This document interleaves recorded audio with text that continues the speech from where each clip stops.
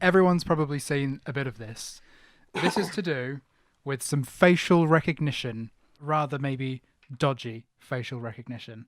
It's to do with trustworthiness and recognizing the trustworthiness of somebody's face. I know what you're talking about.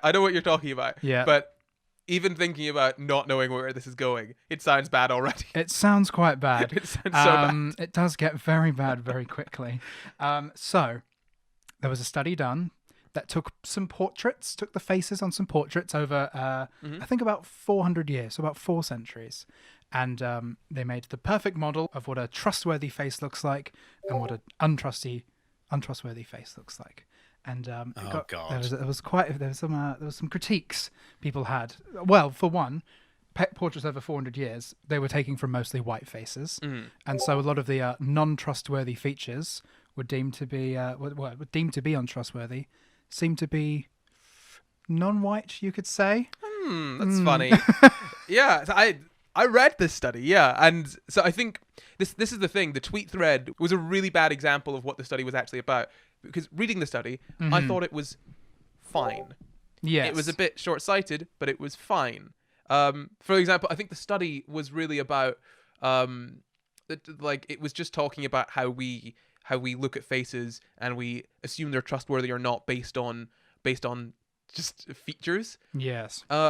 Yeah, but the tweet thread seemed to talk about how they trained it on old portraits and new portraits, and there were like 2 or 3 black people in like this massive tweet thread of look at all these things, and like, you know, portraits used to be more untrustworthy. But the thing is, they didn't account for factors like when you're getting a portrait done, you need to sit very still. So having an open smiling face is hard to do.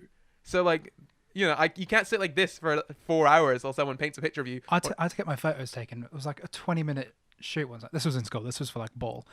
I was smiling for 20 minutes, and by the end I was like, this hurts. Oh yeah. This is painful. If you've ever... I don't know how people got their like portraits painted in the past, because I know why like none of them are smiling. Yeah. In most of them. No, they wouldn't be. You've got to... Painful. Yeah, I just did a photo shoot the other day for Ordinary Owl. You should go check it out. Ordinary Owl, that's a little plug. So I did a photo shoot with them the other day, and it was a load of fun.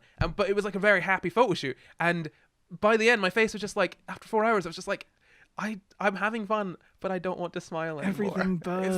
It's like smiling takes genuine effort. Yeah. So I think that the study was I think the way the study was represented was quite deeply flawed. But do you have anything maybe on why the study itself? I saw that it didn't account for racism. Obviously, racism in the past. Yeah. They said, what was it? Face-ism. Face-ism. They said, that was the word. Yeah. Yeah. They said the word face-ism, and I was like, guys, you're like 2 letters off there. Drop the E, add an R. You got your, because this It is the rhymes. thing. Do we maybe have a picture of it at all that we could show? Oh yeah, let me bring it up. So I will have to show a picture because this thread is now deleted because of all all the criticism it got. So here's the original tweet. Building on recent advances in social cognition, we designed an algorithm to automatically generate trustworthiness evaluations for the facial action units, smile, eyebrows, etc. You can kind of see the differences between these two faces. What I like about this, what I love about this image is that this is really bad. The one on the right looks like Kevin Spacey from Seven, and the one on the left, Kevin Spacey is very untrustworthy as well. Well, yeah, I mean in Seven especially, and the one on the left, literally, if you darken the skin, just looks like those are stereotypically black features. It's just wider nose. Yeah.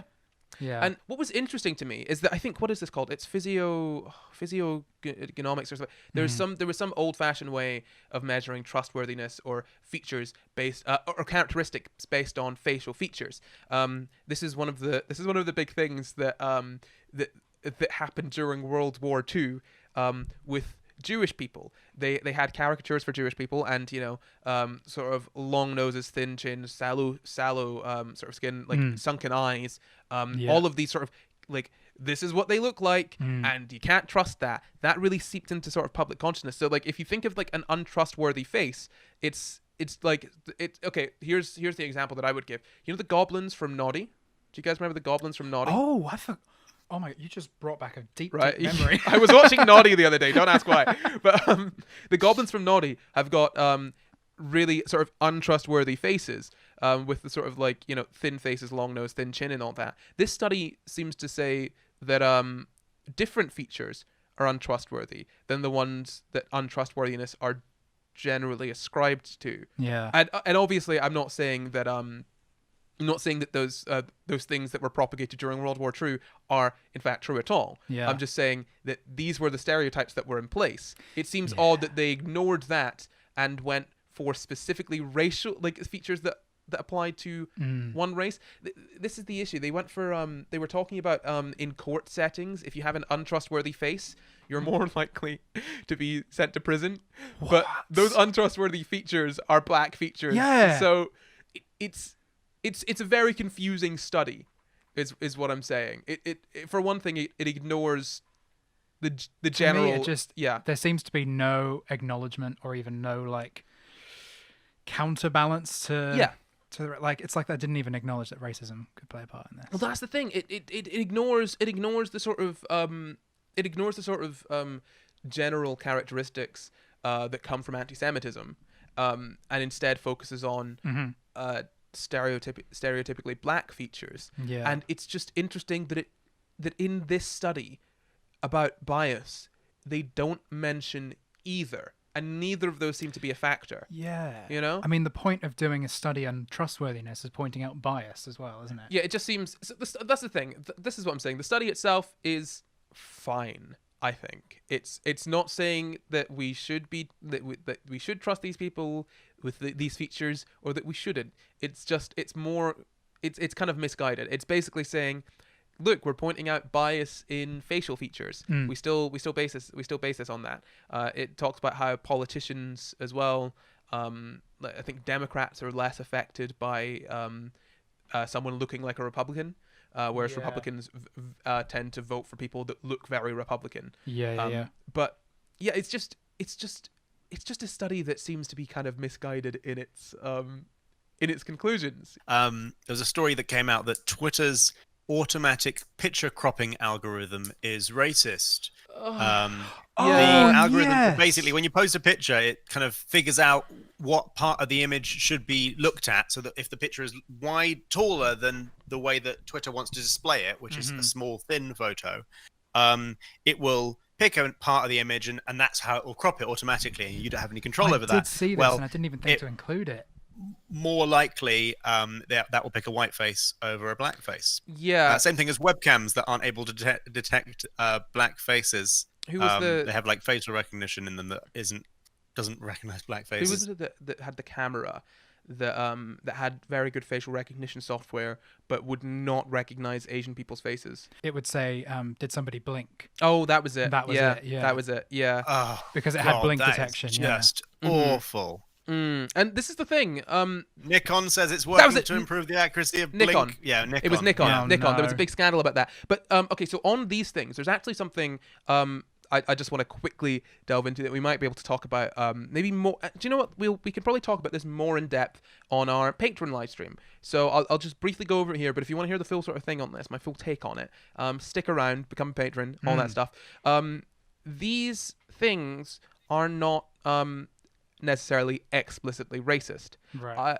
Don't be fooled into thinking that people who have sorted out these algorithms have sat down and decided to make it so that it's offensive towards Asian people, or it doesn't show black people as much on Twitter. That's not at all what's happening. What is happening is something that's actually much more insidious. It's implicit bias. People that are creating these algorithms and working on these technologies simply just don't necessarily think about racism. So the Twitter thing is much more likely to choose brighter pictures with I think maybe potentially more contrast and higher brightness. Now the issue with that is that you will end up choosing paler, whiter faces, and even to the point where you can have a fairly low quality image of pick any boring white man, and then a great picture of pick one. You've got plenty to choose from. Any boring white man. Pick a boring white man, any boring white man. There is a plethora. Your cup runneth over. Okay, and you put them up against. Someone's gonna call me racist. I can't wait.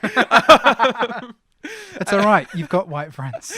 I am white as well. I'm half white. People have been reminding me that. So I made a video the other week where I said in the title I put black because I identify as black. But it's only at that point that people decided to say, actually, you're mixed race, so you're half white. But like every time before that, racists aren't checking your genetics. yeah, are they? no, they're really not. No. That's the thing. But no, if you put any boring white man up against, say, Chadwick Boseman, or anything like that, you're almost invariably going to have the white man chosen because they're paler and they're brighter, and there's probably more contrast in that photo, regardless of the quality.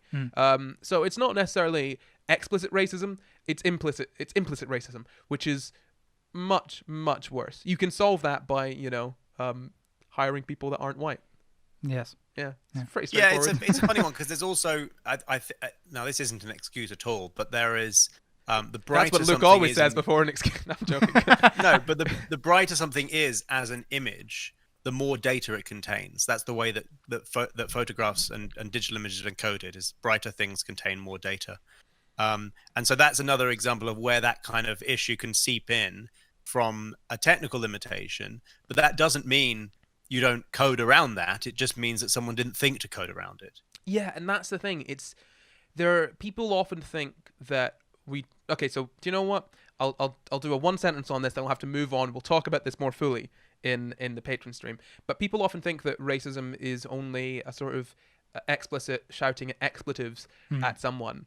But actually it's much, much worse than that, because so many people are racist without even knowing it. If you enjoyed that clip, head over to patreon.com/SCI Guys, where you can find the full show. Or you can stay here and catch up on old SCI Guys episodes. Or you can follow us on Twitter, Instagram, and Facebook at SCI Guys Pod to find out when we're doing more live shows.